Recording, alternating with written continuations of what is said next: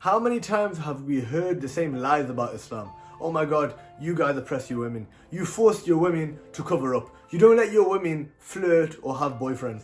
The liberal finger is always pointed at the Muslim woman and supposedly how oppressed she is. When you start dissecting the claims of the accuser, very quickly you realize that they themselves are the oppressors. To start with, how women are perceived. In the West, women are only judged by one thing.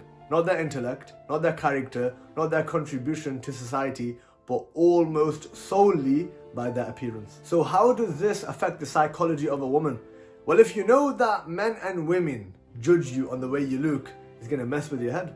You're going to feel like you're forced to look in a particular way just to face the mirror. That's why there are millions, literally millions of women just in the UK who feel that they can't leave their own houses without putting makeup on. Is this not oppression? What's more is the deceptive beauty standard which is portrayed in the media. Every advertisement, billboard, actor, celebrity, a successful person shows a woman with the perfect face and body.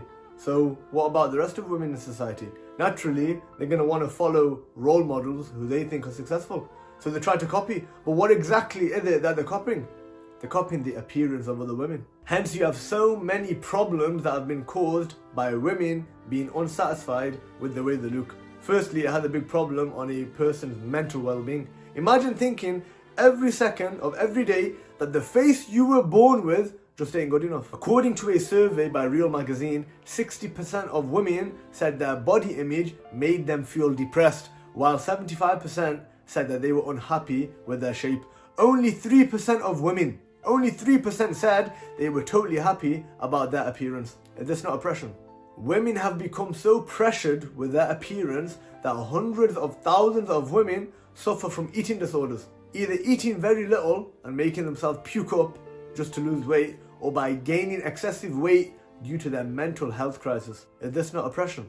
This false beauty standard has no limits and has gone to the point where women are physically changing their own bodies via plastic surgery, nose jobs, lip fillers, as well as chest and butt implants. You know, human beings feel as though they must rearrange their own skin and bones just to feel happy in society. By the way, there are billion-dollar industries which make profit from human beings feeling insecure about themselves. And again, is this not oppression? This is just the tip of the iceberg. All of the above leads to a far more detrimental problem, and that is the objectification and sexualization of women, where a woman in the society has been relegated to nothing more than a piece of flesh to fulfill the sexual desires of a man, promoted via movies, adverts, billboards, and most blatantly by the porn industry. Is this not oppression? What's more, the statistics of crime against women under the Western system makes you think, how do these people have the audacity to point the finger at others? Take domestic violence as an example. 94,000 women said that they were experiencing violence and abuse, and over 18,000 of them were threatened of being killed. In fact, because of relegating women as nothing more than a piece of flesh, liberal societies have the worst level of sexual harassment in the world.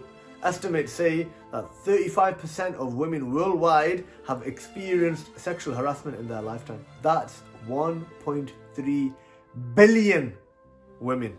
The US, UK, Scandinavia, they have the highest rape crime rates in the world. Is this not oppression?